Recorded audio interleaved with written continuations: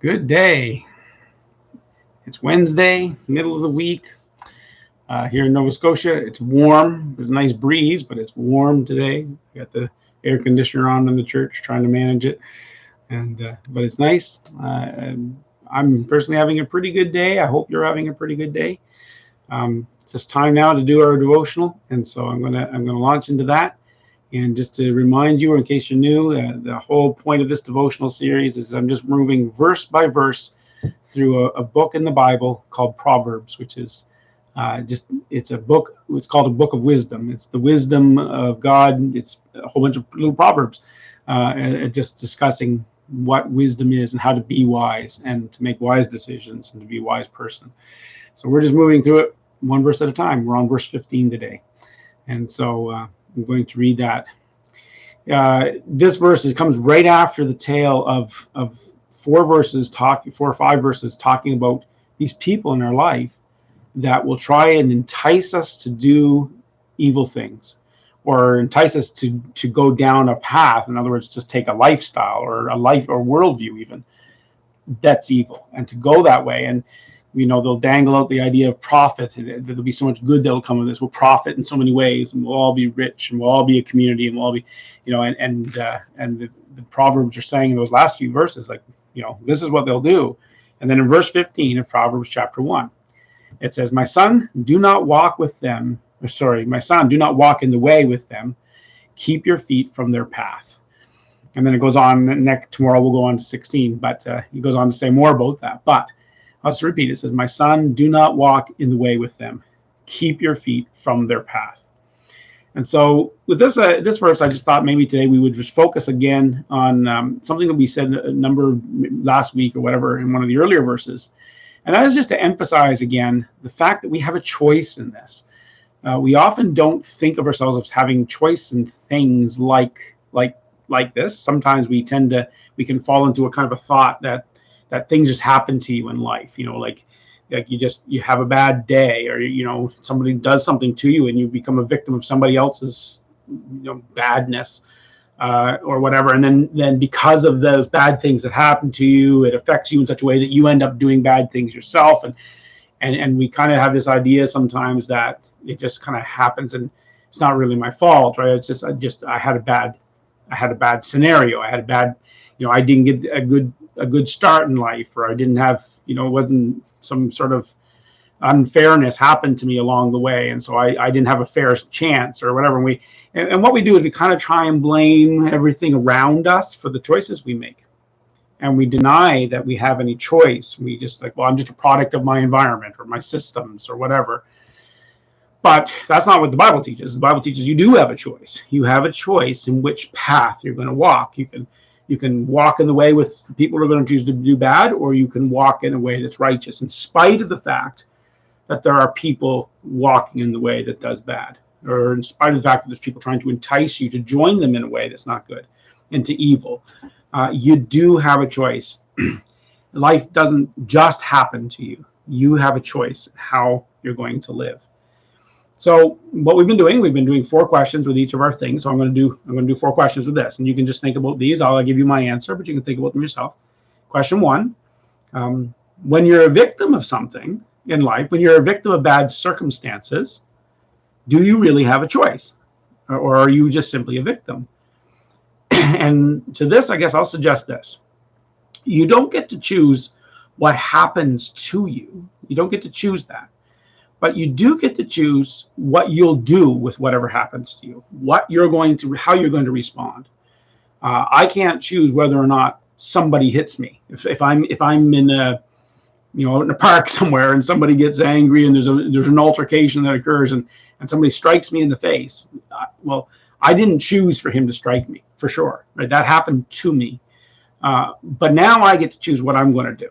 Right? I can decide how to respond to that moment, and that's on me. I can't say, well, he hit me and I lost control and my arms just did their own thing. I watched them go and I didn't know what my arms doing, and I beat the tar out of the guy. No, I make a choice. Now you might feel very strong emotions about getting struck, definitely, and those emotions might draw you in a certain direction. but you still have a choice. You have the ability to say no to yourself, to no to your emotional response, to want to strike back. You can choose. And it's really important to remember this. Like, yeah, we can't choose what happens. I can't choose whether the sun's going to be hot today or not, but I can choose whether or not I'm going to turn the air conditioner on, whether I'm going to respond one way or the other to this thing. And here's a phrase I kind of like using sometimes. When things happen to you, you can choose to be a victim. Now, you are a victim of the thing. You can choose to then live as a victim, or you can choose to live as a victor. And that choice is yours. You can crumble under the blow of life and decide, fine, I'm going to be just as bad as the things that have happened to me. Or you can choose and say, in spite of the bad things that happened to me, I'm going to rise above them and I'm going to be victorious over them, and I'm going to live better than that. You can choose which path to walk. It's up to you. You don't get to choose what happens, but you do get to choose which way you walk, right? So that's the first one. Second question is this. Doesn't this kind of thinking, some might object and say, well, what I'm saying there, doesn't that kind of thinking just put like a burden on people? I mean, sometimes people bear huge, terrible things that happen to them. They do have really hard circumstances, and sometimes it might be tempting to think that by saying this idea that you can choose how to deal with it, that we're putting a burden on people, that they have to now somehow carry the weight of this bad circumstance. And I guess that'd be the question. Do you think that's really true or not? And you answer for yourself, but I'm going to suggest I think that yes, it does put a burden on them, but that's life, right? The burden of the bad thing happening to them is life. And since that burden came on them anyway, now the question is, what are you going to do with it? And yes, it puts a burden on you to say you need to choose well, but you do. You need to choose. It's a fact, whether or not it's a burden. The difference, though, is this. It's an empowering burden. The burden of victimhood or the burden of circumstance is an oppressive one that takes away all your opportunities and your chances and your ability to choose.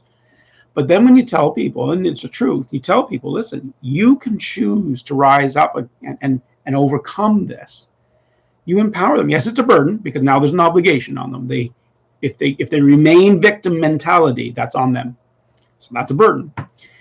But there's an empowerment to that. There's something that says you have it in you to rise above this. You can choose a better path.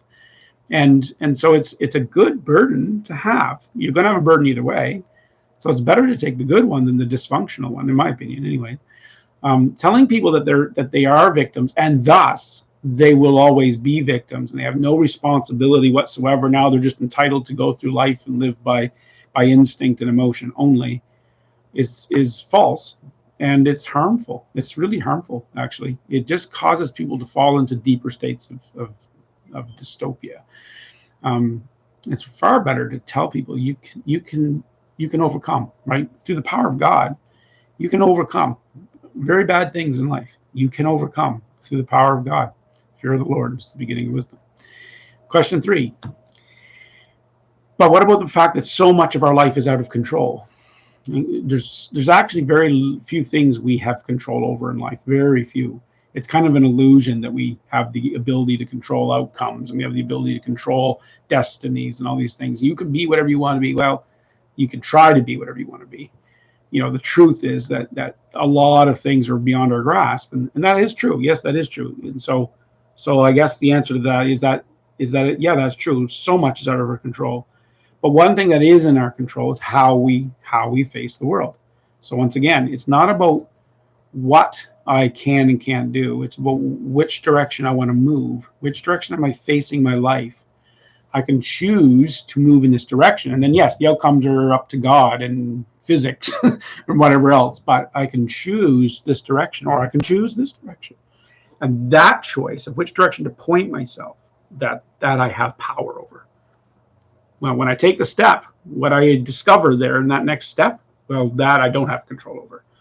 But I do have the control of where I'm going to step next. So it's that's a truth. It's a really important truth. Question 4.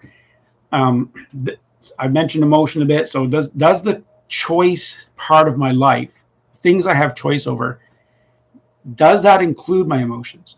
Like I can choose with my mind, I can choose how to respond to things. I can choose what direction of behavior I want to take. And then, of course, the outcomes I don't control, but I can move at least in that direction. But does that include the way I feel about things? And to this, I'm going to suggest that actually it actually includes your emotions as well. Emotions are hard to control. And usually in life, we allow them to control us instead of the other way around. And that's really unfortunate because they're so fickle and they're so intense sometimes. It's kind of a reckless way to live, letting your emotions lead.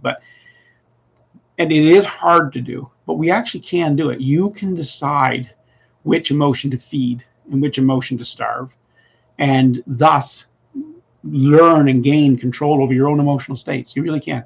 When you think about it, emotions are simply a form of intense thinking, right? You have intense thoughts about something that has a physiological effect in your body, and thus we call it an emotion. And so you can decide to direct your thoughts this way or that way. You think about something like anger, right? You get angry about something that happens. It's not just an indescribable emotion. You can put words to it. You can say, I'm mad because, right? This happened, that happened, this shouldn't have happened to me, or this thing, that person didn't do what they should do, or whatever. And you're able to put some words to it because there is thought behind it. And it's an emotion, yes, but it's controllable. You can choose to feed the thinking that is making that emotion powerful, or you can choose a different type of thinking. Instead of the angry thoughts or the thoughts of justice and entitlement that might be accompanying it, you could choose patience. And you could choose instead, and you could say, you know what? It's true. I didn't deserve what happened to me. I'm angry about it, but you know what? I can choose to endure it patiently and to say I can take it. And if you choose that, the anger can come down, right? You can actually lower the emotion of anger because there's a choice involved. And so we can learn. And now it's hard to do. It's really hard to do, but we can learn the disciplines. And this is part of what the book of Proverbs is actually about, is teaching us how to have enough wisdom, self-control, and power in our moral fortitude that we can learn the discipline of controlling our emotions, which will draw us off to very bad ends if we let them rule. Anger will lead to hate, right? To quote Yoda. Anger will go down that road to hate and to suffering and pain and all that stuff. If we think of greed or kind, I can be greed or kind. I can be greedy or kind. I can want, or I can give. And I can choose that. Right? I can be lustful or I can be honorable.